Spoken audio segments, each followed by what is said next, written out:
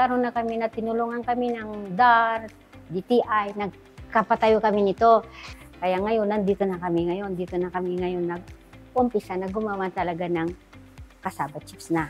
Nakakarating na rin po doon sa Maynila sa tulong ng DTI. Silang tumutulong sa amin na ipopromote namin yung produkto namin. At ano pong ginagawa niyo po dito? Ito, yung pong cassava mixture namin, plina-flatten po namin. Tapos, para po mai-ready siya sa steaming.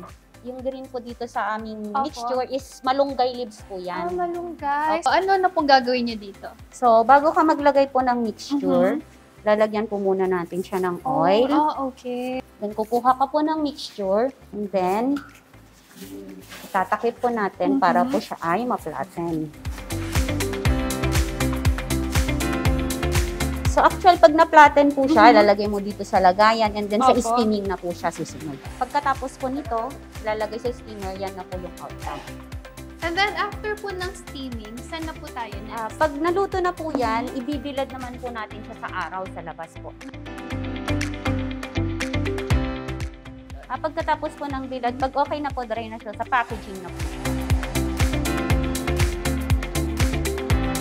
So, may napansin ako na yung cassava nila dito, merong halo na malunggay leaves, so which make it more healthy.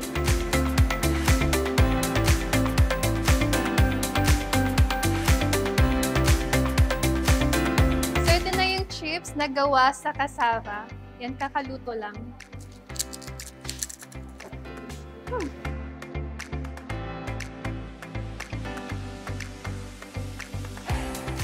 So, ayan, tikman na natin.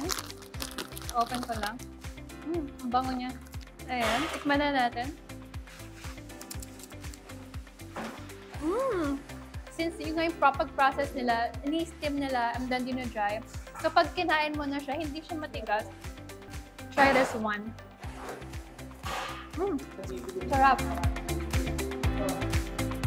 Iuwi ko na ito ng Balinaw and ng Manila.